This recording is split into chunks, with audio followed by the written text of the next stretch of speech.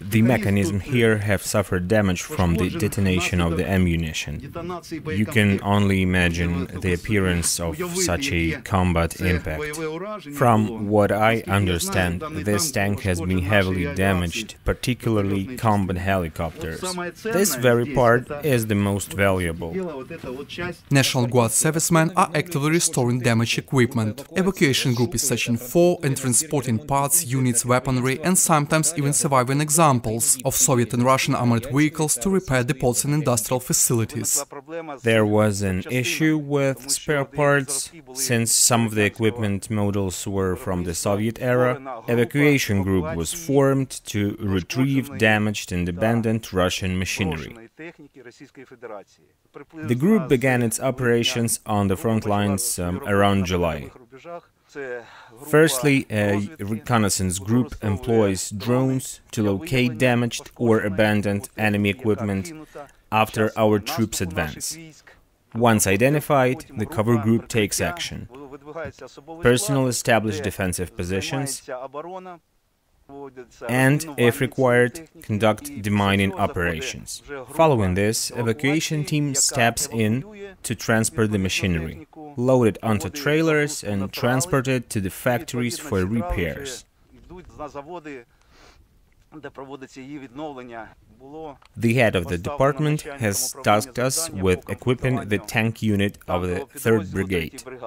The group immediately began its work focusing on heavy armor, particularly tanks. Since then, 13 units of equipment have been evacuated, including T-80 and T-72 tanks. Yesterday, another unit was evacuated. We will remove a cannon from it. Therefore, we'll have a total of 14 units of captured equipment. All the machines are undergoing restoration. Armored vehicles abandoned by Russians during their retreat are now actively engaged in combat against them in the east, while some units have been repurposed for training. Some of them have already been restored and are fulfilling combat missions. Furthermore, the vehicle we evacuated from the conflict zone is now stationed at the National Guard training center. The operations of the evacuation group are highly complex and dangerous. Sudden shelling or mine traps are a daily reality for the soldiers of the consolidated unit. We frequently encounter booby traps inside the vehicles themselves. These include tripwires rigged with F1 grenades.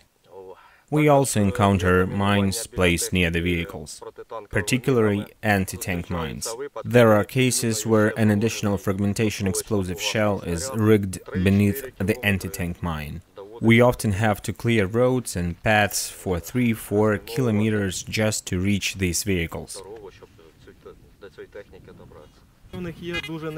They have highly dangerous plastic anti-tank mines.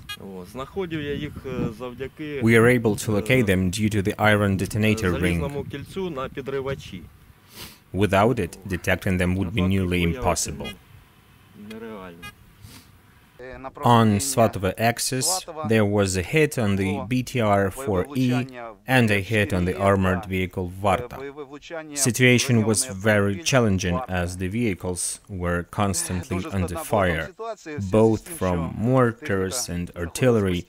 We had to work real quick, as there was no paved road, only muddy terrain, waist deep in the mud. That evacuation was really tough.